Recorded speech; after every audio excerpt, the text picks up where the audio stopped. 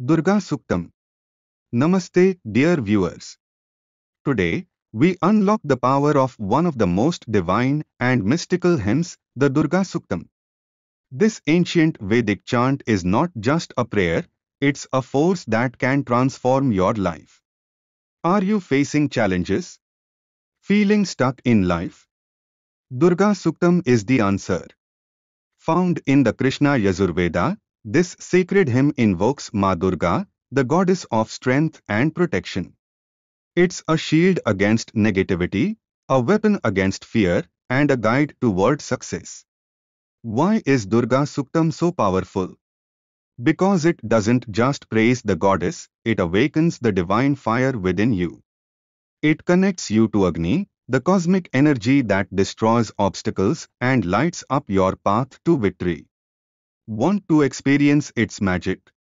Chant it with devotion, feel its vibrations, and watch how your life changes. Let me know in the comments if you want a full recitation video.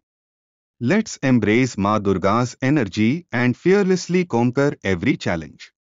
Share this video, spread the divine power, and don't forget to subscribe for more spiritual wisdom. Jai Ma Durga.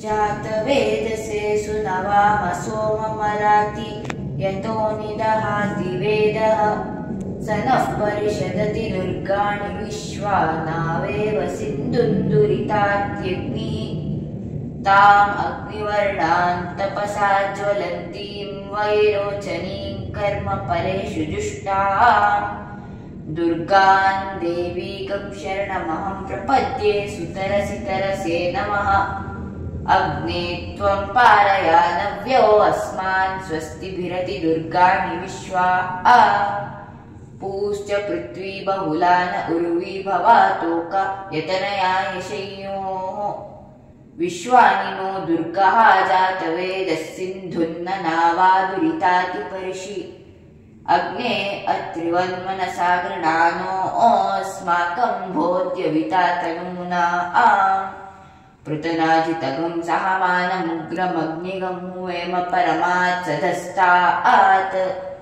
स नः परिषदति दुर्गाणि विश्वाक्षामद्देवो अतिदुरितात्यग्निः प्रत्नोष्कमीढ्योऽध्वरेषु सतातो तानव्यश्च सत्सि स्वाञ्चाग्नेतनुवं पिप्रयस्वास्मभ्यं च सौभगमायजस्व गोभिर्जुष्टमयुजोनिषित्तन्तवेन्द्रविष्णुरनुसञ्चरेम नाकस्य पृष्ठमभि संवसानो वैष्णवील्लोक इह मादयन्ताम्